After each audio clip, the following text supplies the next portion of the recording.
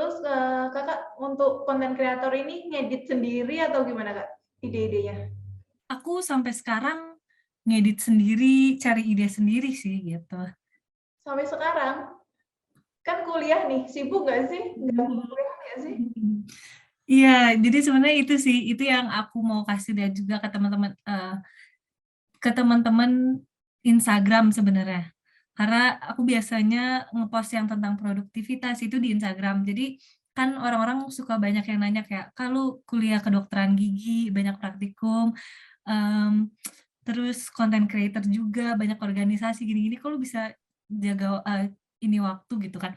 Tapi menurut aku kita bisa sih disiplin diri gitu. Dan aku tuh karena mungkin dari dulu udah belajar untuk mengatur waktu sebaik mungkin, jadi nggak keteteran gitu. Jadi walaupun mau banyak pun, segimanapun banyak acara kita atau kegiatan kita setiap harinya, tapi kalau misalnya kita bisa atur waktu kita sebaik mungkin, aku yakin bisa kok gitu. Kalau sehari ini bisa posting berapa konten nih Kak? Sebenarnya aku biasanya targetin satu konten ya, kalau misalnya lagi nggak sibuk tuh 1 sampai 2 konten per hari gitu. Atau enggak 3 sampai 4 lah per minggu.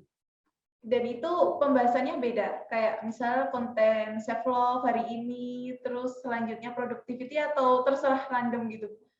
Oh, jadi aku tuh ngebagiinnya di Instagram tuh aku lebih ke konten belajar, konten pengembangan diri dari sisi produktivitas. Tapi kalau misalnya di TikTok tuh lebih ke ngomongin hubungan, terus ngomongin diri kita sendiri gitu, sama ngomongin teman-teman gitu.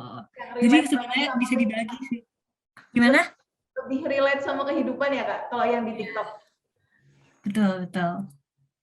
Terus kalau boleh tahu ini nyambung nggak sih sama kuliahannya Kakak? Konten kreator kan biasanya sama ilmu komunikasi nih. Terus kalau Kakak katanya kalau dengar-dengar ini ya, jurusan kedokteran gigi. Itu gimana Kak belajar dari media sosialnya tuh gimana? Belajar dari mana tuh?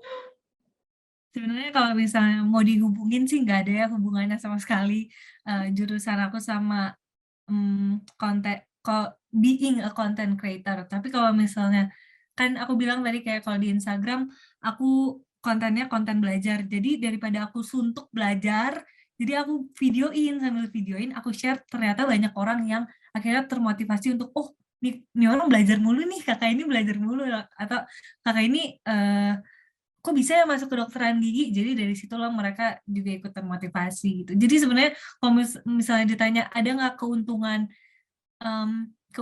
aku sebagai anak kedokteran gigi jadi content creator, sebenarnya kalau dibilang nggak ada ya, kecuali secara finansial gitu. Kalau misalnya secara um, apa namanya, edukasi gitu-gitu nggak ada. Lagian kan juga sekarang zamannya media sosial ya Kak. Jadi kita kayak harus memanfaatkan media sosial yang dengan baik ya.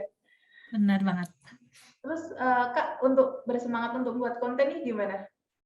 Pernah kan mesti capek, apalagi habis kuliah nih. Pasti pengen semangatnya gimana sih itu?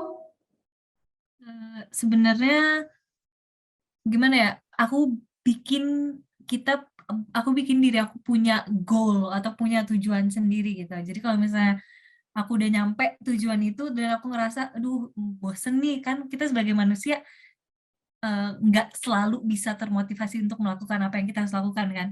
Jadi kalau misalnya udah capek atau nggak ada motivasi, ya udah kita berhenti dulu, terus kayak karena menurut aku kita istirahat itu juga bisa bantu kita punya lebih banyak energi untuk nanti menghasilkan konten-konten yang lebih baik gitu buat ditonton, daripada kita harus forsir diri kita atau kita harus maksain diri kita tapi hasilnya nggak maksimal, kan jadi kayak sia-sia gitu.